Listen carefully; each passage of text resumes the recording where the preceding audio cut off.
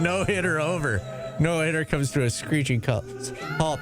Kenny Loggins and Stevie Wonder, I'm guessing, whenever I call you friend. A mashup with Janet Jackson? Yeah. Whatever that was. It was the Paulie remix, Black Cat remix.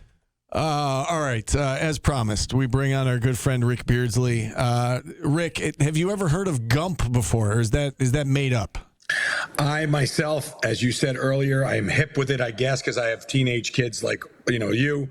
I do not know what that is, but I'm really happy to follow the segment where you guys talked about bubble baths, showers, soft, supple skin, and farts and defecation. It really makes the way I get introed perfect. I mean, I wouldn't come in any other way. Sorry, guys. There's nowhere but going up. Yes, yeah, that's for sure. So yes, we were interviewing Jay Alter yesterday, and he just kind of drops in at the end of the interview. We were talking lacrosse, and he mentioned that you have a new job. So tell us about it, Rick. Well, I still have my day job selling apparel, right? So anybody needs apparel locally, I'm your guy to get a hold of. But no, I last year helped out with Darien High School, which has traditionally been a national powerhouse the last 25 or so years, and Coach has been there 45 years. He decided to, make it his last year. He'll have 710 wins by the time the season's over, and I'll have 101. But I just, I was lucky enough to interview, and I got the job. It's one of those things, guys. I'm still going to obviously, Tori and Viviana and Angela will still be here, obviously. And then I'll do like I did last spring and live down in the tri-state area. I'm obviously familiar with it. So it's really fun. It's good to see, the family I have down there. Good kids, good community, great food. You could tell by looking at my face that I've definitely had a lot of that food. Well, congratulations Thank you. On the new job. And, but Jay lives in Darien. Yeah. That's why. So he was really excited. I actually passed his house on the way to practice every day. I did speak to him this morning at 6:30 because I was driving home from a clinic in Connecticut, and he was getting on a plane after calling a great win for Coach Autry and the Orange basketball team yesterday. So he was excited to talk about that and lacrosse.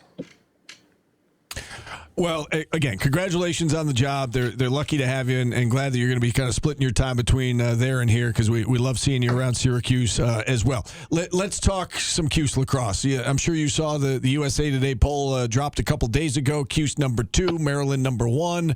High expectations, sky-high expectations this year after going to the Final Four. Do you think that number 2, I guess let's start with the ranking. Is that about right? Is that where you think they should be?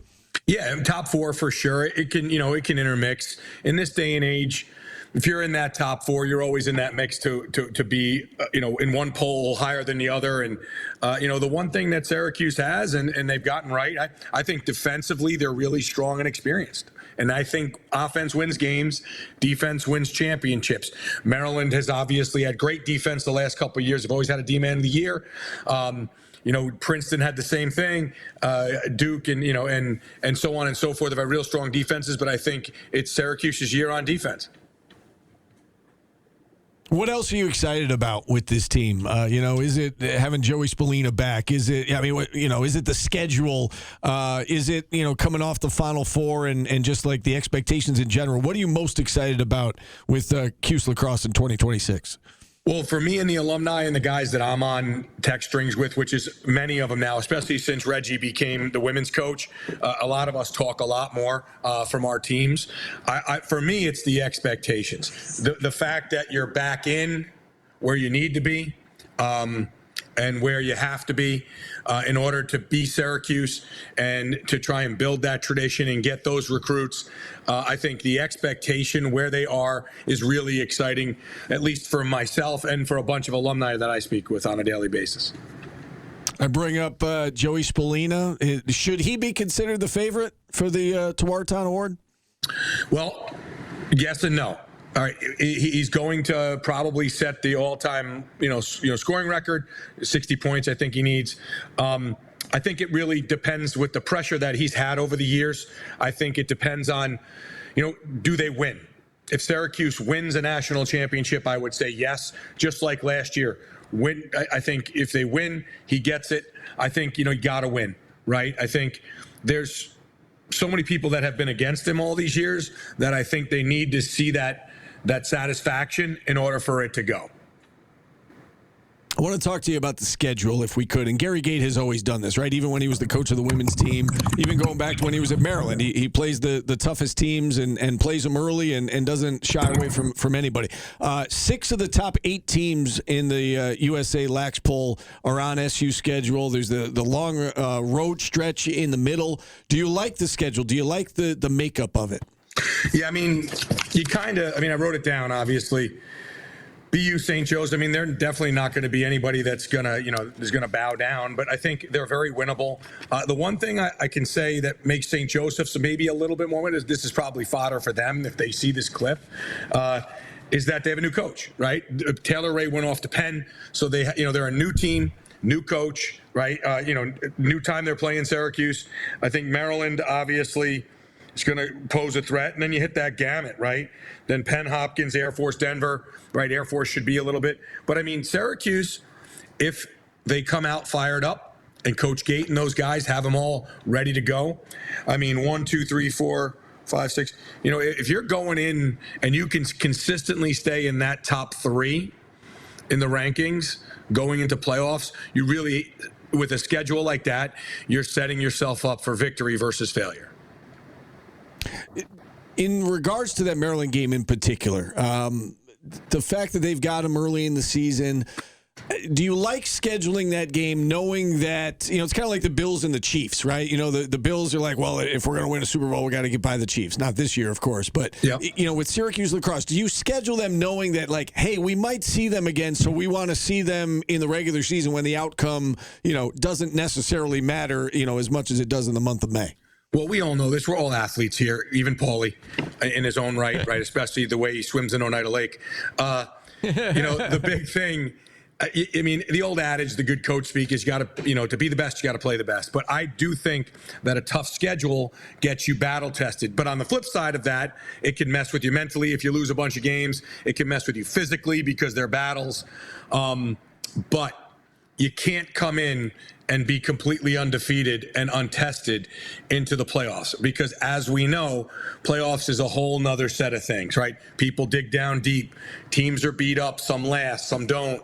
There's a lot of different humans. And by the way, freshmen at the end of the year aren't really freshmen. So there'll be teams that'll have guys that are, maybe transfers or freshmen.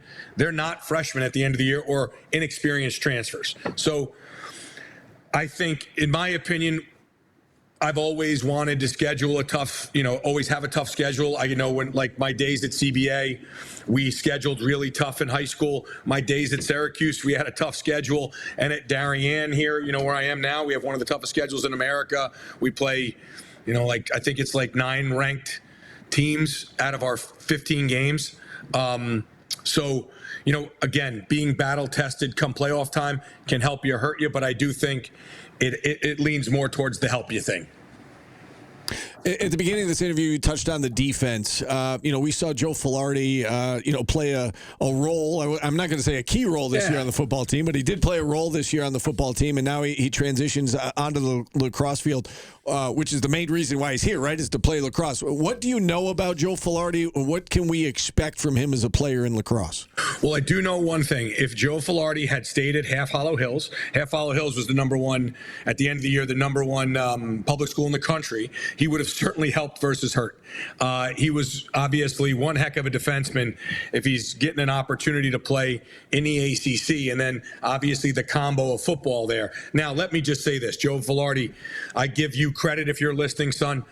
You went in there, that's a tough place to go. Right? You forget how big humans are till you walk next to the size of an ACC offensive or defensive lineman. But, to give him credit, I think he's, one hell of an athlete. He represents, Syracuse very well. He held himself very well in that. He could have been bitter. He could have been angry, and he didn't. Now, let's see in lacrosse if he gets a shot. I don't know. I haven't had, obviously, practice is rolling along in a day or two. So we'll see where he ends up because all fall he was not with those guys, I believe. Lastly, before we find out what you have for lunch, because we always have to ask you, you mentioned that you've been talking women's lacrosse with a lot of your former teammates and whatnot, with Reggie Thorpe now in charge of the women's program. What can you tell us about their team this year and what you're expecting out of the ladies? Well, I'll tell you right now, number 44 on that roster is one good-looking girl. All right, she seems to be related and have the same last name, but obviously, unfortunately, Angela hurt her ACL, tore ACL 4 weeks ago, so she's out for the year. But I got an opportunity to watch the SU women's play a lot, obviously, because our daughter Angela's on the team, and I saw the strides from scrimmage 1 in fall game 1 to the last fall game of where, Nicole Levy puts in a new offense. The girls get accustomed to it. They're playing in a different style. Reggie is a very different coach. He doesn't yell and scream at you. He's very passive. A new staff with Maggie working with the goalie still. Couple things that I saw that stood out to me. Guyette, the goalie, is excellent. She's very, very good. I think Syracuse defensively will always be good. Coach Steve Felice does a great job. I think that, they're going to figure out that offense. It's a ball movement, men's type offense. But they hit the gamut, guys. I mean, they go Maryland, UNC, Stanford, Loyola, Louisville, Cal, Virginia Tech, Northwestern, Yale, UVA, and so on and so forth, and finished out with the ACC. Now, I know that schedule better than I know the men's, right, guys? That's just how I roll. But I think Coach Thorpe and the crew will do a great job. I've met a lot of Angela's teammates. Courtney McClay, the transfer from Stony Brook, a.k.a. Dino, we call her. I think she's going to come in and contribute and do a great job. And I think that, Emma Munchnick and that crew offensively will really surprise people. I think they're one of those teams that they're 11 now in the preseason, right, guys? We saw that. I think they crawl themselves up, and we will see if they can squeak themselves into a Final Four. Reggie Thorpe's been known to get a few teams in the last couple of years in the Final Four. All right, what'd you have for lunch, Rick? Oh, so my buddy main man, the Junk King, Hank Versillo, just texted me because he's listening. He wanted to say it was eggplant parm. Sadly, it was not, guys. I drove in from Stanford this morning. I had a Dunkin' Donuts bagel, sausage, egg, no cheese on a multigrain bagel. That was my lunch, Paulie. I threw you right off with that, didn't I? Yeah. I want to ask you a question, Yes. a personal question. Yeah. If you were to say who has more like guy type conversations that are normal, would you say me or Steven Infante? Well, first of all, Infante is what we call him, number one. Okay. Number two, I mean, Paulie, you have to understand, Steve's married. He's got a beautiful wife. He's got kids. He's more domesticated, I might say, than you would be, right? Like, for example, your shirt, Paulie, it's gingham. It's really nice, looking good, buddy. You had a Tim on the other side. Steve was like a gingham sandwich there before, but one thing that that would never be wrinkled. Steve would iron that. And he would also have a quarter zip over that because Steve is traditionally really skinny and he's really cold all the time. And that's just the way Steve is. But I would tend that you talk more of the guy talk, the little more crassness. Steve has it in him because, listen, Steve's Italian down deep. He's a scumbag like the rest of us. We all know that. All right. Trust me. And what I mean that as an endearing term, Stephen. Remember that. It is athletically cutthroat, tough. You don't just walk around. I mean, you look at Steve, you think you can smack him and get away with it. Nah, you smack Steve, you get the backhand. It's quite simple, right? But Paulie, you walk up to you look gritty. You definitely look like you're from some town near Utica, hidden somewhere in the woods or wherever. So, like you're pooping in Oneida Lake, for Christ's sake. Steve would never do that. I love the fact that he gave us like an extensive breakdown. Yes. Well, Rick, we love you. I'm an analyst. Congrats on the new job. I'm an analyst. Be well. All the best to you and your family in 2026, and we'll talk soon. Thanks, guys. I appreciate it. Go, guys. All right. Ric Beardsley, the 4-time All-American, one of a kind, joining us here on